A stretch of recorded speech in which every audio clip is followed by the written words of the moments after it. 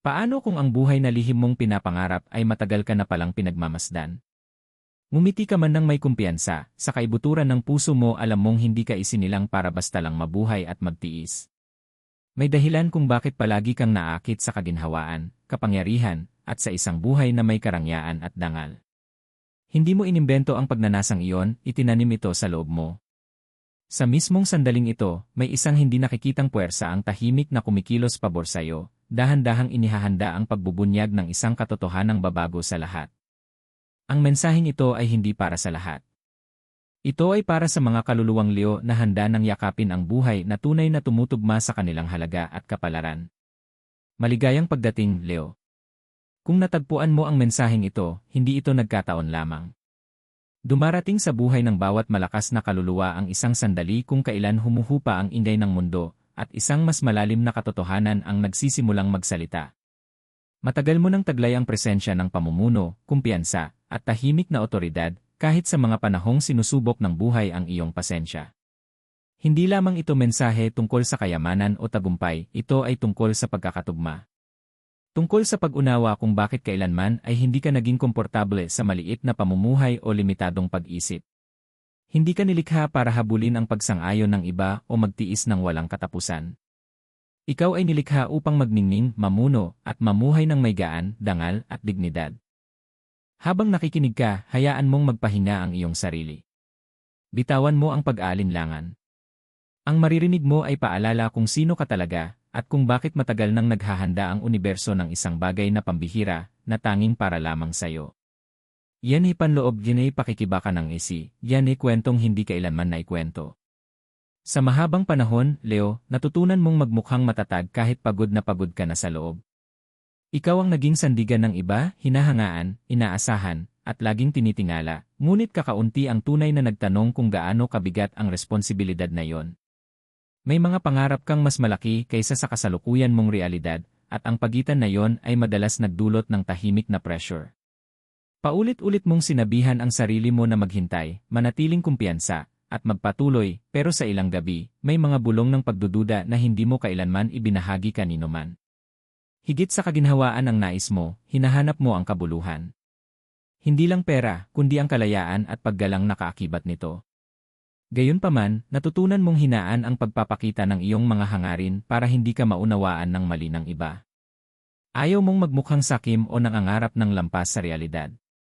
Kaya pinanatili mong maayos at kontrolado ang iyong mga pangarap sa panlabas, habang maingat mo silang pinoprotektahan sa loob. Ang panloob na tunggaliang ito ay unti-unting naging bahagi ng iyong kwento, ambisyong may kasamang pagpipigil, kumpiyansang may halong tahimik na pagkabigo.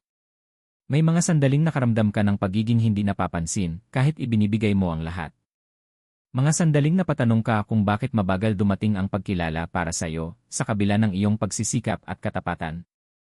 Nakita mong umaangat ang iba habang ikaw ay patuloy pang nagtatayo, at sa halip na kapaitan, pinili mo ang dignidad. Hinubog ka ng pagpiling iyon, ngunit kasabay nito, naantala ang gantimpala mo. Sa kaibuturan ng iyong puso, alam mong itinakda ka para sa mas mataas na antas ng pamumuhay, ngunit hiniling ng buhay na maghintay ka ng mas matagal kaysa sa inaakala mo. Hindi ka pinahina ng pakikibakang ito, pinino ka nito. Bawat pagkaantala, bawat tahimik na sakripisyo, at bawat sandaling pinili mo ang biyaya kaysa reklamo ay naghahanda sa iyo para sa mas dakilang kapalaran. Ang pakiramdam na tila pinipigilan ka ay isa palang anyo ng proteksyon. At ngayon, ang bahagi ng iyong sarili na minsang nagduda ay malapit ng maunawaan kung bakit walang dumating ng mas maaga. Lahat ay unti-unting nagkakatugma para sa bersyon mo na sa wakas ay handa ng tumanggap ng higit pa. Iyan ay nagbabagong enerhiya sa paligid ng Sa mga nakaraang sandali, Leo, may isang banayad ngunit malinaw na pagbabago ang nagaganap sa paligid mo. Hindi ito sapat na malakas para mapansin ng iba, ngunit sapat na malinaw para maramdaman mo. Lumilitaw ito sa mga tahimik na sandali, kapag humihinto ka at napapansin mong hindi na akma ang dati mong paraan ng pag-isip. Ang mga bagay na dati nagbibigay sigla sa iyo ay tila lumiit na, at ang mga pagsubok na minsang bumibigat sa iyo ay hindi na kasing nakakatakot tulad ng dati. Hindi ito nagkataon lamang. Ito ay palatandaan ng paggalaw sa ilalim ng lahat ng nakikita. Maaaring nakaramdam ka ng pagkabalisa kahit hindi mo alam kung bakit. Nahihila ka patungo sa mga bagong ideya, bagong imahe ng iyong sarili, at mas mataas na pamantayan para sa buhay na nais mong tahakin. Maging ang iyong pasensya ay nagbago. Hindi ka na handang makontento sa pansamantalang kaginhawaan kung alam mong kaya mo ang pamatagalang kasaganaan. Makapangyarihan ang panloob na pagbabagong ito dahil nangyayari ito bago pa man magkaroon ng anumang malinaw na pagbabago sa labas. Palaging inuuna ng universo ang galaw sa loob mo. Nararamdaman din ito ng mga taong nasa paligid mo. Maaaring iba na ang kanilang tugon, ang ilan ay may paghanga, ang iba naman ay lumalayo. Iyan ay dahil ang iyong enerhiya ay muling inaayos. Pumapasok ka sa isang antas na humihingi ng respeto, hindi paliwanag.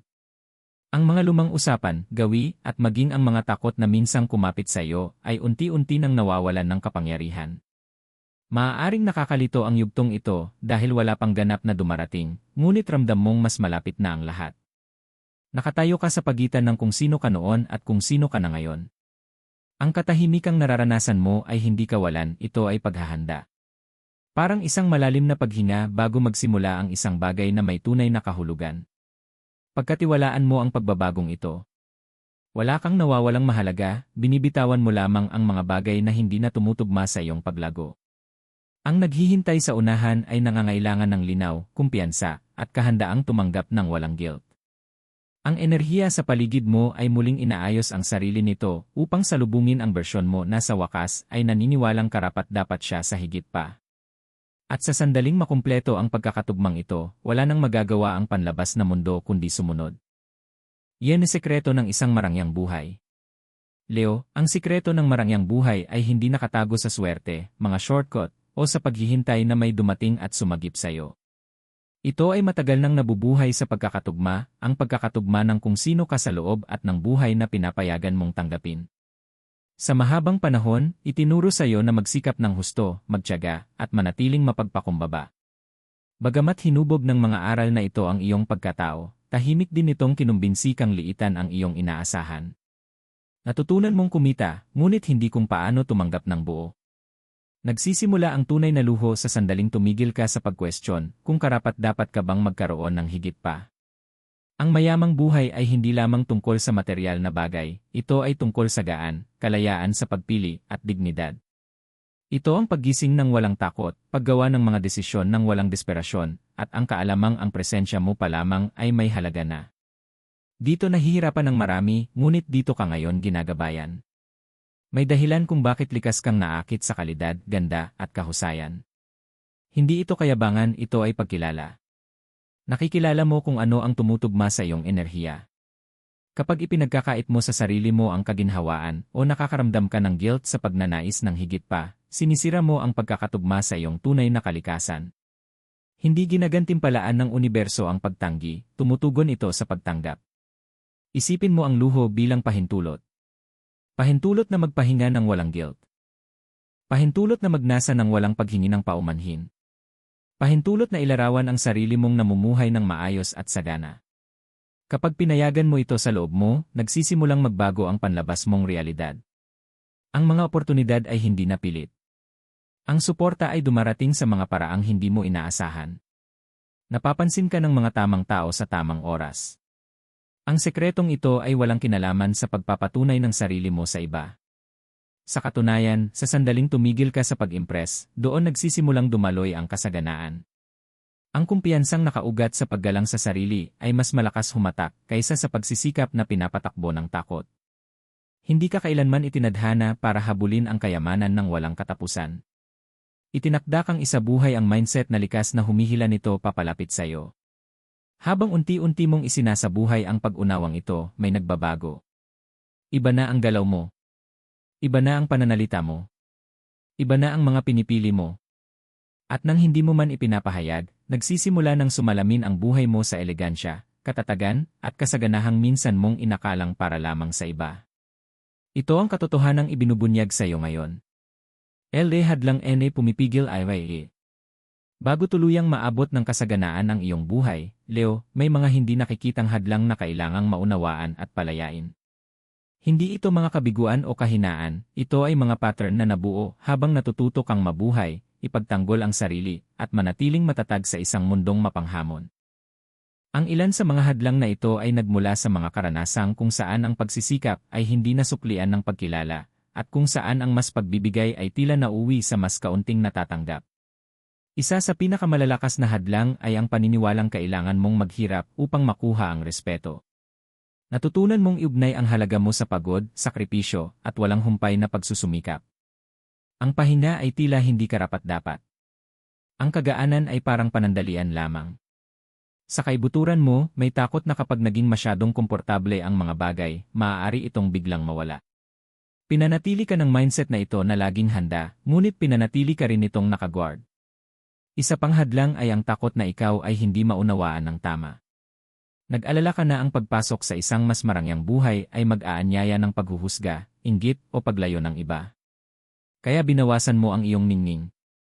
Ginawa mong mas madali kang lapitan, mas sumasang-ayon, at mas tahimik kaysa sa hinihingi ng tunay mong kalikasan. Pinrotektahan nito ang ilang relasyon, ngunit pinahina rin nito ang iyong momentum. Pasan mo rin ang bigat ng responsibilidad para sa iba. Pakiramdam mo'y obligasyon mong maging matatag, maaasahan, at huwaran. Dahil dito, madalas mong ipinagpapaliban ang sarili mong mga hangarin, sinasabi sa sarili na darating din ang oras mo. Ngunit ang imamaya ay umabot ng mas matagal kaysa sa nararapat. Hindi umiiral ang mga hadlang na ito para parusahan ka. Umiiral sila upang turuan ka ng tamang pag-unawa at pagpili. Ngayon, natututo ka na maaari kang maging mapagbigay ng hindi nauubos, kumpiyansa ng walang kayabangan, at matagumpay ng walang paghingi ng paumanhin. Ang pagbitaw sa mga pattern na ito ay hindi nangyayari sa pamamagitan ng puwersa, ito ay nangyayari sa pamamagitan ng kamalayan. Habang unti-unting natutunaw ang mga hadlang na ito, mapapansin mo ang mas magaan na pakiramdam sa loob mo. Mas nagiging malinaw ang mga desisyon. Nawawala ang bigat ng takot. Nagsisimula kang magtiwala na maaaring dumating ang kasaganaan ng walang paghihirap. Ito ang sandaling bumubukas ang iyong landas, hindi dahil mas nagsumikap ka, kundi dahil sa wakas ay pinayagan mo ang sarili mong tanggapin ang matagal nang nakalaan para sa iyo. Eliu din ay humahakbang essay kapangyarihan ili kasaganaan. Dumarating ang isang sandali, Leo, kung kailan hindi mo na kailangan ng panlabas na pagpapatunay para malaman ang iyong halaga. Ang sandaling iyon ay papalapit na ngayon, at iba ang pakiramdam nito kumpara sa anumang naranasan mo noon. Mas tahimik, mas matatag, at mas makapangyarihan. Nagsisimula kang magtiwala sa sarili mo, hindi lamang sa iyong kakayahan, kundi pati sa iyong mga instinct. Ang mga desisyong dati mabigat sa pakiramdam ay nagiging natural na ngayon, halos walang kahirap-hirap. Habang pumapasok ka sa bagong bersyon ng iyong sarili, nagbabago ang iyong presensya. Hindi ka na humahabol sa mga oportunidad, natutukoy mo na sila. Hindi mo na kailangang ipaliwanag ang iyong bisyon sa mga taong hindi ito kayang makita. May lakas sa iyong katahimikan at kumpiyansa sa iyong mga pagpili. Iba na ang pagtugon ng mga tao sa iyo, hindi dahil humingi ka ng respeto, kundi dahil ang enerhiya mo mismo ang nag-uutos nito. Dumadaloy ang kasaganaan sa buhay mo sa mga paraang may pagkakatugma, hindi magulo. Ang pag-unlad sa pananalapi ay hindi na tila isang walang katapusang laban. Sa halip, nagiging refleksyon ito ng iyong linaw ng isipan at paniniwala sa sarili.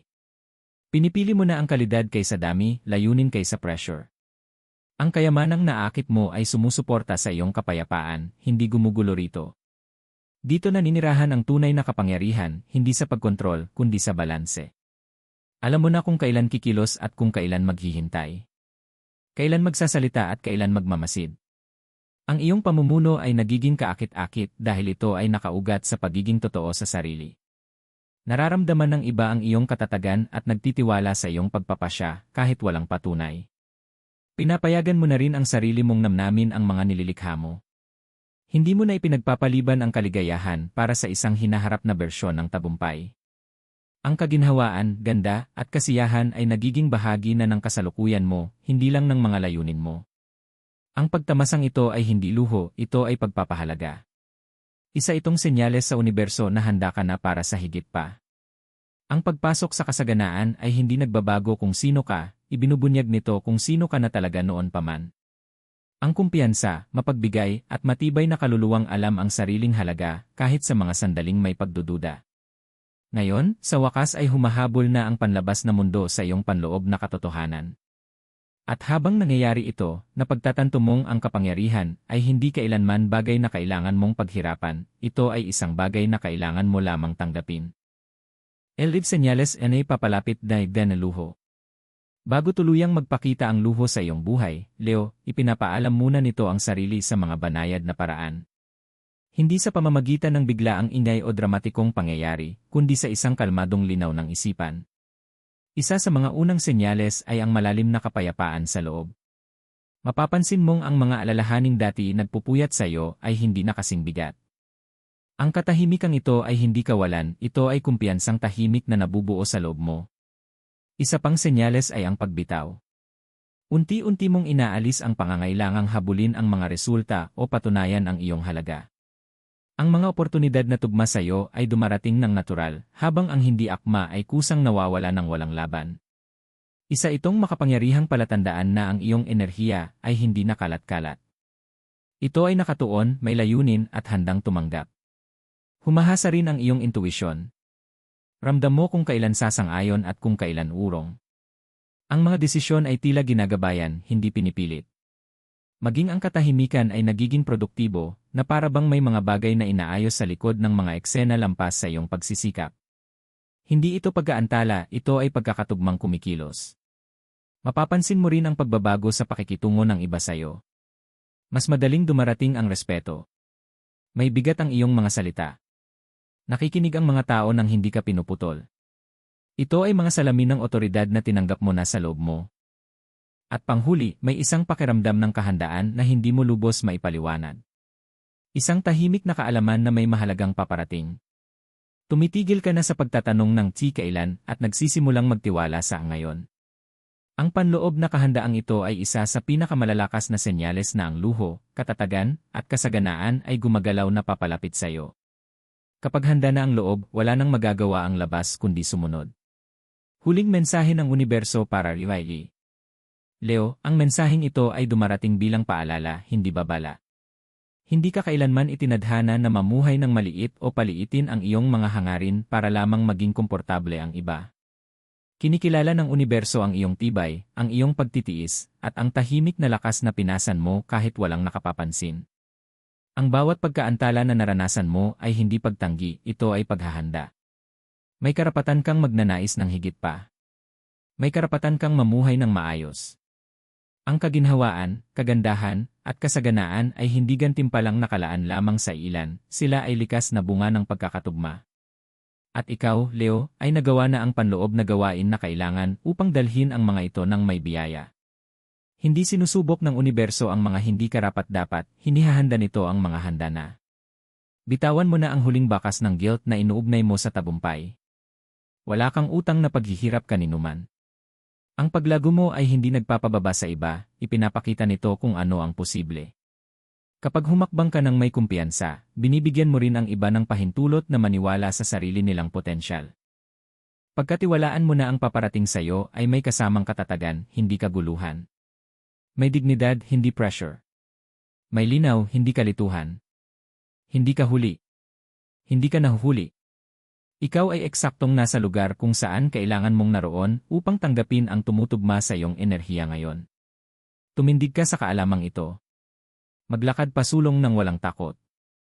Hindi ka hinihiling ng universo na maging ibang tao, hinihiling lamang nitong tanggapin mo na sa wakas kung sino ka na noon pa man. At habang ginagawa mo ito, magsisimulang ipakita ng buhay ang katotohanan iyon sa mga paraang natural, makabuluhan, at lubos na nagbibigay kasiyahan. Leo, habang dumarating sa pagtatapos ang mensaheng ito, maglaan ka ng sandali upang damhin kung ano ang naramdaman mo habang nakikinig.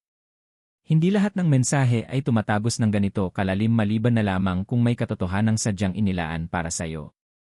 Pumapasok ka na sa isang yugto kung saan ang kumpiyansa mo ay hindi na nangangailangan ng pagpapatunay at ang mga pangarap mo ay hindi na humihingi ng pahintulot.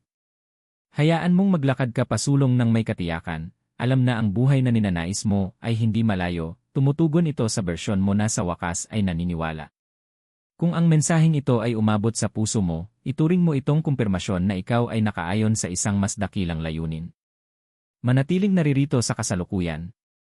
Manatiling bukas. At higit sa lahat, manatiling tapat sa sarili mo. Kung nararamdaman mong tinatawag ka, suportahan mo ang mensaheng ito sa pamamagitan ng pag-like ng video, pag-subscribe sa channel, at pagbabahagi ng iyong saloobin sa comments. Mahalaga ang boses mo rito. Umiiral ang espasyong ito para sa mga kaluluwang handang umangat ng walang takot at tumanggap ng walang pagdududa. Maglakad ka ng buong tapang, Leo. Ang paglalakbay mo patungo sa kasaganaan ay nagsimula na.